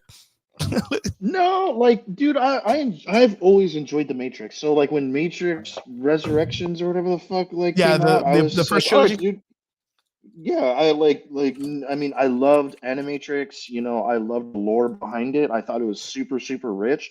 The Wachowski, twins, for lack of a better term, with them. Mm-hmm. Came out, dude, it challenged the mind. It was a cinematically shit, like they were the Denis Villeneuve of that, like, that era at the time. They Okay. challenged cinema. They challenged, like, the way that you thought about certain things. Like, it was super fucking rich. And on top of that, it was a huge, huge, huge deal for Lawrence Fishburne, for fucking Carrie-Anne Moss, for Keanu Reeves especially. I mean, dude, like, it was so fucking good, so fucking good. So yeah, when you got this like fourth one, and you're kind of like, oh, what the fuck? Anybody Yeah. can be the one now? What? Well, I mean, Like, like, it's basically it. Like, they made the one a fucking DLC pack, dude. yeah, no, they made it to where, I mean, it cheapens the idea of there being a Messiah character, right? Like Exactly. in the concept of like we talk about templates and storytelling. Like the one was like the Messiah story. Like he was supposed to be It like the literally was. I mean, Jesus, that's or exactly what he was called. Like, that's yeah. exactly what he was called. He was called the Messiah. Like, So for he them was a to bring in messianic the figure. idea that there isn't just one, there can be multiple ones as long as they're like connected or something. Because I got it in the Yeah, idea that's that for him to be whole, he needs Trinity, right? Like Neo yeah. needs Trinity to be like the whole character, which I guess kind of goes with like Scandinavian or like Norwegian or like even like I guess, dude. But folk. here's the thing: like, they made the one fucking DLC pack. That's Wait, what say that again. fucking cheapened it. They made the one a DLC pack. It's a pay to win. They put a Yeah, pay to win situation. They gave Trinity go the fuck pay to it. win package and shit. Yeah, dude. That's fucking funny though. That's really good. I like the DLC idea. I That's guess it's what like they one of made those it. things. Like, tell me I'm wrong, bro. Tell me I'm wrong. Tell me No, I'm it's. I wrong. mean, I don't see it as being wrong. I mean, it for them to even return to the Matrix was kind of like a shit idea, right? Like it was just a really shit idea No, it wasn't. Like, it was kind of one because of it was those things. good. Like, The hey, ending man, you was know what? Fucking good. yeah, but here's the thing: Top Gun worked, and Top Gun took like 35 fucking years to come back, Yeah, but and Top Gun was it only worked. 2. But like, Yeah, maybe, but fucking dude, I mean, he still had a need for speed. yeah. But like the idea was like when they brought Top Gun back, they didn't do far-fetched from what the story was originally, right? Because you have Tom Cruise, he knows what the story was about. He was practically a writer of the original series. Like, he knows exactly what he wants. The Wachowskis or whatever, like when they returned, they didn't return like because they It was wanted only to. one. No, I Yeah, only well, one I of know. them that The returned. thing is well, whichever. No, because the other one was still there with them, as like they produced and wrote, and they kind of like bounced ideas off of each Yeah, other's. but And no, it was really but just only one. one I came back like, to actually be a part of the yeah, production. But yeah. they didn't want to come back. Like they didn't even want to return to the story. The what is it? Warner Brothers was like, "Yo, we need a new Matrix movie," and they were like, "But why?" Like we already did it. It was good. It was a trilogy. And they're like, "But there's money to make. Everybody's returning back to these original IPs. We could totally do it." And I mean, Keanu Well, Reeves ain't gonna say from, no. I from, mean, the from dude what likes to work. from what I heard, Warner Brothers actually asked, like, "Hey, did you guys ever continue the story? Like, did you like give Yeah, like play Neo around with his the idea or and something. like, yeah?" And like they were like, "Yeah, like we'd always kind of like thought about like doing this or doing that or like maybe continuing things this way." And they're like, "Cool. What if we made it a movie?" And they're Yeah, they were like, "Hey, like, hey, "Good, print it, hold on, like, oh, hold on, print it." chill out." Wait, Like it's not even written out. I was just saying I they just were wrote that on like a napkin at thinking Denny's about one it. day. Yeah, Goddamn. yeah, exactly, dude. And I was high. And I was So high as like fuck that's on shrooms and shit. yeah, yeah. And they were like, "Cool, send us a screenplay. We're doing it." Yeah. We're filming next Yeah, week.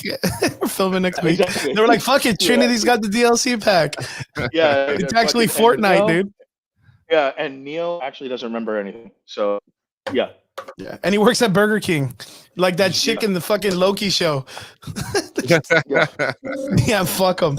So, okay, yeah. so what do we know about the new Matrix upcoming film? The upcoming Matrix film would be written and directed by Oscar nominee Drew Goddard, who's known for directing the 2011 film The Cabin in the Woods and co-writing Matt Damon's 2015 film The Martian. Hey, that's pretty good. Cabin in the Woods, wah. The Martian, though, wah. All right, not too bad.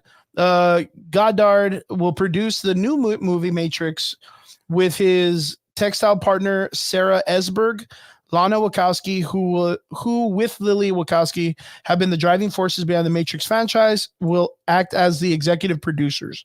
Since the film is still in the early productions, there's no real details about the story. However, Ehrman said Drew came into Warner Brothers with a new idea that we all believe would be an incredible way to continue the Matrix world by both honoring what Lana and Lily began 25 years ago and offering a unique perspective based on his own love of the series and characters. Cool. Cool. I mean, it's so open ended now. Like, I mean, they ended with the world having two new gods. Yeah, I'm telling you, dude, it's a fucking DLC. Like, yeah. I mean, I wasn't that disappointed with the last film, right? I think it went really well. I think they touched base on some really important things, but I think the biggest problem was kind of like what you said, where it them to add Trinity to having this power just like Neo. I kind of feel like it was like a cheapening of the deal. But the problem is they didn't they didn't really push on the idea of how Neo has powers outside of the Matrix.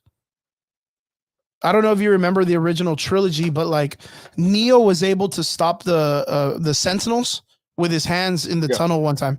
They never really kind of like spoke upon that. That was a very interesting. That almost gave the idea or the Congress that Neo had powers outside. Like he was a superhero. Like he had superpowers also outside. Does that mean Trinity's going to have them? Does that mean in some way human beings connected as batteries all these years like gave us some kind of like technotherapy or something that can control robots too? I don't know. Fucking X-Men, bro. I've always believed that the Matrix is that's what I'm saying, dude. It's a fucking DLC pack now. Yeah. Like literally all you need to do is just recode fucking Neo and then charge $19.95 for it, and then turn it into get the Matrix to recode itself into Bill and Ted's Excellent Adventure. The Neo Messiah DLC pack. Yeah, dude, you're the one. Jesus. Bro, you can do whatever I've always said this, that they need to find a way to get all the characters back into the pods and connect the pod world, the Matrix world, into all of Keanu Reeves's movies. All of them. I would watch all of I that. would watch the fuck out of that, dude. From one moment he's Bill and Ted to the next that he's fucking John Wick to the next that he's a surfer in that surfing movie. Johnny Utah. Johnny Utah, baby. Like I would watch all of that shit. But yeah, really excited. We're getting another Matrix movie. Onwards to the last part of our conversation, boys of the night. Boys, Invincible on Prime. Right now, the new season's bumping. David, do you watch Invincible or no? I haven't seen the second season, just the first one. Okay, but you're kind of what Invincible is then, bro. Hi, my Shit, man. That's Triggs, we're 8 episodes into the new season. David, we're 8 episodes into the new season. That's a lot of information in 8 episodes. If you know how the Invincible show runs, 9 episodes is out. Actually, you know what? Before we get to this, guys, I wanted to bring up this. What's his name? The season's over. But I thought it was over because they fired what's his name. Yeah, the season's over, brother. Season 2 is over. What do you mean? Season 2 is over. So from what I understood, it was already over, bro. No, Yeah. so the last episode 8 was the last of the episode. Last season. They fired what's his name, bro? Ezra Miller and shit. Wait, who did they fire? What am I missing? Bro? Triggs, who did they fire? Ezra Miller, the Flash. No, not the Flash. We're talking Invincible. He wasn't Invincible. Yeah, but no, he's not an Invincible. Yeah, no, Ezra Miller was a voice in the Miller. The fuck? Are you lying to me? Who the fuck was Ezra Miller in Invincible? The fuck. Ezra Miller, Invincible. This fucking guy. He was Sinclair. Yeah, dude. That's about right. This fucking dude's a fucking psychopath. So Sinclair would be the guy, just fucking kidnapping people, turning them into robots and shit. Checks out. Yeah, typecasting. We need someone with experience, I guess. Fucking thank God they got rid of that guy. Wow, I didn't know that. I never get the opportunity to look at the cast, but man, dude, the cast is so fucking baller, dude. Boy, man, everybody's on this goddamn show. Stacked. Dude, the fucking cast for Invincible is stacked, dude. Dang, that's crazy. All right, I'm fucking digressing. Ezra is a voice. Yeah, no. Yeah, I'm straight up. I'm not even lying. Was a voice. But before we go on, guys, there was a passing in the Gen V cast. Chance Perdomo. We didn't get to really talk about it last week because we all, we took Easter off, but man, what a fucking sad day, dude, in Hollywood, man. Chance Perdomo was a character. He was in another show. I wasn't introduced to him there. I was introduced in Gen V. The Chilling Adventures of Sabrina. Sabrina, right? Which, and from what I understood, that was like his breakout role. Fuck, yeah, dude, man, this guy was good, man. Yeah, no, he had a very promising career ahead of him. Yeah, David, are you familiar with this guy? Nah, bro. I mean, I read the news when it came out. I haven't gotten to Gen V yet because I haven't finished The Boys. Yeah, dude, he did such a phenomenal job. Yeah, this guy, for me, I think he had a really bright future. It sucks, died at 27 of a motorcycle accident. Our heart goes out to this dude, and sucks, man. But yeah, I wanted to touch base on that. We totally didn't get to have a moment for him and talk about him and stuff like that. And with us, we usually do when it comes to the comic book world. Yeah, we even had like a whole discussion about Chadwick Boseman when he passed away. So just sad to see, sad to see. But okay, let's go back. Invincible, boys. So Triggs, you're the man of the hour. Too Sweet to Be Sour. You've already seen season 2. You're caught up with me. How do you feel about season 2? And why are you sweating when they brought in Anissa? Dude, because so for the people who don't know, Anissa is easily the most controversial character in the entire show or in the entire comic book, and that is me putting it very, very lightly. Anissa, the Rick Kirkman made the very, very bold choice to have Anissa violate Mark later on in the series, and it was the first time that it was shown on comic. And for some people it's gonna be a little bit triggering, Death by Snoo baby. and yeah, dude, Death Knight Snoo. I mean, she did it literally just to procreate, but I mean, she violated Mark, and Mark, and this is gonna be happening soon. This is gonna be Yeah. happening soon. David, are you familiar with this part of the story of Invincible? I'm not, bro, but now I will be. Yeah, in the He's comic like, book, he's like, jeez, wait, dude. so you're, yeah. So this girl is a fucking hoss, dude. Like when it comes to female Viltrumites, this woman's the truth, dude. She Yeah. makes that long-haired chick look like a huge bitch. That makes her Look, I look like mean, a look, fucking watch. scrub. There's a part in the episode that pops off where it's the first time that she's introduced to his character, and she tells him straight up, like, "Yo, dude, like I could beat the fuck out of you, dude. Like your dad ain't got shit on me right now." And Mark at the time, he's pretty goddamn strong, and this chick just Goku's the fuck out of him, dude. Dude, Like that's not the even a easiest fucking way I'm gonna explain it. not even a dude. Straight jobs this fucking guy, dude. Like no diff, straight boss Mark, and he's just like fuck. And so she's like, look, dude, like either play ball or die. And so he's like, fuck you. Then she was like, oh my god, dude. You know what? You're kind of cute. I'll be back later. But you come get that dick ready next time, though. Boom. And Yeah, David. So like in this comic book, this chick like she R's this dude. I can't say the word. I don't think a lot of the internet allows me to say it anymore because of she scrapes this dude. Yeah, she straight like man meets this guy. Damn. And he's fucking devastated. She leaves him there all buck ass naked, like just in the dirt, like just left alone, like ravaged, dude.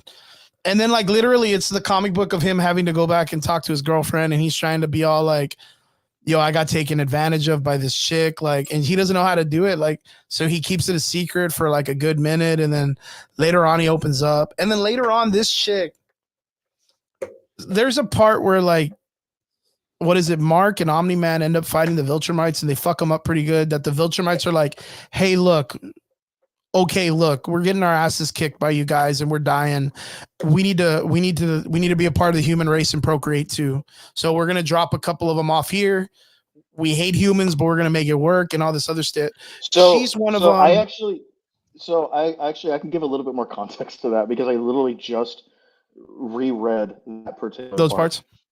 Yeah. So what ends up happening is, Mark and Nolan, Omni-Man, they basically fucking waste to the Viltrumites, and there's only 36 left, like 36 of them left. And what has happened is, males are a lot of the males are infertile. So Mark, being the first fertile one that she's seen in centuries, does this to him, and uh something happens on Earth, and fucking a lot of these males find out that like they can, I guess have kids or something, and they're slowly trying to repopulate the Viltrum Empire, and this all happens when Nolan takes over as like essentially like the pseudo emperor of the Viltrum Empire, and as things progress, Mark is like, we can't have that. Like, they can't stay here. Like, they are bad people. And Nolan is kind of like, but I have a duty to my people too. We need to like accept that this could happen. Keep in mind, this is going to come after one of Mark's biggest betrayals, like to him from a very, very trusted like member of the Guardians of the Globe. And this happens, and dude, Mark bounces. Like, he straight leaves. He's not doing that shit right now. He takes off, and at this point, him and Eve, like, they've gotten married. Like, they're in it now. And Alyssa, I believe, has already had her child, and is now like, she's found like some nerdy husband to help her raise it. Yeah, a person that she actually fell in love with. Yeah. Yeah, like she actually, and that's because they're people, they don't like humans. They fucking think they're pathetic. And she ends up kind of like, falling for one of them actually. And in that process, she kind of like, I guess, finds a new leaf in life. Like she's kind of like learning to be more humble and learning to be more, but she, she has like a bastard child with Mark, and Mark, like at the very beginning, he hates the fuck out of that kid. Like he treats Dude, that kid it's like so shit. it's so fucking sad because at the very end of the comic, they actually have a sit down and dude, this kid beats the fuck out of Mark Yeah. and like or tries to, and he's just like, "Why'd you love me?" And I'm just like, bro, Yeah, all it's you it's a do. it's a very like trauma-esque series, dude. And Yeah, dude, and it'll fuck with yeah, the you. second Like season if does you're dude, not fucking it does not disappoint, yeah, guys. It does not no, disappoint. The dude, second season is really good. it don't miss. It don't miss. You Don't know, miss. like, dude, I'm about it. David, what I are am you gonna about it. watch the second season? What's taking you so damn long, Hey, dude? bro, I'm closed tomorrow, bro. I'll watch that shit I'm on tomorrow. that shit tomorrow, baby. Bro, So, look, how about this? We'll have a watch party, we'll get drunk, and we'll watch it somewhere. And we'll all cry and have daddy issues, dude. Yeah. shit. Just like Mark. That's fucking Yeah, but great. Invincible season 2 is it's really good. And Very almost I'm very actually true super to the glad damn because series, man. Yo, yeah. did you like the Fortnite Easter egg? Did you get the Yes, Fortnite dude, Easter it was egg? yeah, I Did you did get it or actually. no? At the fucking so David, there's this really cool Yeah, the Easter gun. egg for Fortnite at the ending of he's fighting a certain character and he's going through like different multiverses and shit. Mhm. And at the Yeah. very end, right when he's about to like, when he's trying to get closer to the climax of the battle or the ending of it, he comes out of a portal and he has like one of the sniper rifles and skins from Fortnite and he hits him. And that's because I want to say like a month and a half ago or 2 months ago is when they released the invincible skins in Yeah, Fortnite. So like I thought it was really cool because there were certain parts of this comic book copywriting wise that they cannot do, which was like they brought in the what is it, Agent Spider, where Yeah, there's an Agent entire Spider. comic book that's actually They Spider-Man put in and Invincible. yeah. Um there's also a panel for Batman, and it's basically him just saying that it's lazy writing. To call But him like Batman. all they did was just they basically just had like his cape wave, and like you're a man who's dressed like a bat. Oh, okay. I was like, but you don't think that like your name's you don't think that's lazy though? And like, boom, he goes to And another then one, boom, and it then he changes. goes Yeah, to they kind of give yeah, references. Really, really good. and then he goes to the Walk Dead, universe, and then like he visits a lot of Kirkman's like other IPs and stuff. IPs. Like So it's really cool. It's really good. Nico, what's up, man? Good to see you, my man. another one that I really really liked, and this one's going to be very very important for the people who know, um, what's up. Omnipotous. He was shown, and he actually fucks up Mark a little bit. And so, for the people who know, Omnipotous is basically like Franklin, The like an evil Thanos. Franklin Richards. Yeah, an evil Thanos, and is the reason why Black Samson gets his powers back. You know, for like for the people who knew, and it was cool. I didn't think I was going to see him this early, but I did. Yeah. Yeah, that's really, really good. Um, but yeah, Invincible season 2, really, really good. David, you need to make sure you check it out. You need to make sure you're caught up, my man. By tomorrow, quiz time, baby. Yes, sir. David, yeah, we're gonna come to the ending of the show. David, where can we find you? Where can we check you out? Tell us everything about what we need to know about your establishment and how we can get to it. So I have a podcast, guys, every Friday night, 8 p.m. Yeah. On Facebook. Taking our old let's slot. see. I'm on. right. Yeah, I'm on there sometimes. 100%, bro. 100% took the old slot, bro. Chris will probably end up being there this weekend. The next major event is May 11th, Star Wars Expo. Oh, that's right. Look, dude, they're doing a Star Wars Expo May 11th. Good Fuck shit. Good up shit. people's dreams, Triggs. Damn, looks like you guys need a panel with the average boys there to talk shit about Star Wars. Damn, dude. That's my Hey next man, you got Carrie Ann Fisher coming in. Yeah, no, bro. They're gonna sure. what are they gonna marionette her ass, dude? And Yeah, then dude. Ouija board hopefully it. Comic-Con, bro. Comic-Con. Yeah, and we got Comic-Con coming up, man. I'm super hopefully I get a excited. spot, bro. Hopefully I get a spot. Man, you know what sucks is April's been such a fanatic month for me Jeez. that I wanted to build a cosplay, and I have not had any time with like starting the new job at IHC, like and doing like the the fighting stuff. And then I got a couple of my fighters are signing up for a fight we have coming up in July. So like, man, everything's just been so wild for me, man. Like just super wild. Dude, and I'm just fucking exhausted from bro. Like, Mhm. don't get me wrong, like I was struggling financially for a few months, dude, but Mhm. like I got this second job and dude, now I'm making fucking so much money right now. So like the house is always taken care of and fuck dude, but I am exhausted. Yeah. Exhausted. Yeah, And I dealing really with wanted to people do is something. difficult. I really wanted to do something for South Texas Comic Con, man, but I didn't really get the opportunity this time. Christella, she's working on some stuff, but like, man, it sucks, bro. Like, I feel like I'm gonna miss out this year. I feel like I'm gonna miss out. But I mean, more than likely, Christella's been really active when it comes to being in the community, encouraging people, helping people out when it comes to Hey man, cons. and good for her on her fitness journey, dude. Yeah, and Christella's I've been over there, seeing that, dude. yeah, trying her best to get in shape and stuff like that. Or she's already been in shape, but she's just trying to tone up and feel good and build that confidence in herself. Yeah, man. I fuck with that heavy. Dave, are you set up for South Texas Comic Con? Are we waiting for something? What you got? So I got approved, but the tables open up tomorrow morning at 8:00, bro. Oof, man. Are you gonna be there at your computer hitting the button, dude? Bro, I got that shit on lockdown, bro. Yeah, baby. So I'm gonna have It's to like, bro, I overpay for got a bots for that shit. Yeah. I got I got bots 8 for that. computers. I got 12 browsers opened up. I'm ready. Yeah, dude. ready to go, bro. Ready to go. Yo, I heard that it was like nuts last year to get tables and shit, that it sells out so fast. Yep.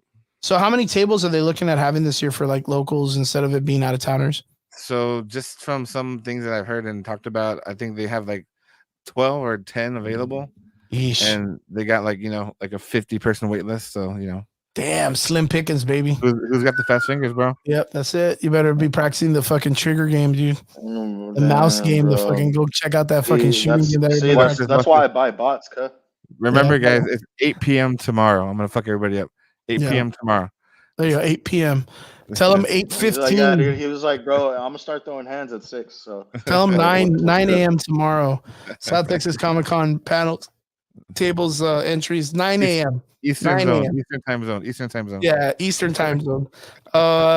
David, I want to say thanks, man, for jumping in, being a part of the show. I always appreciate you coming on, having my back and stuff like that.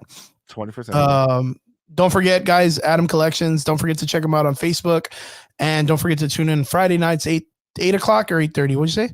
8 o'clock, bro. 8 o'clock. Nobody ever does 30s, right? Nobody does 30s for podcasts? Because it sounds awkward when you say 30s, bro. Yeah, that's kind of weird. But 8 o'clock p.m. 30. p.m., not a.m. for the podcast. Make sure you guys tune in. In la media.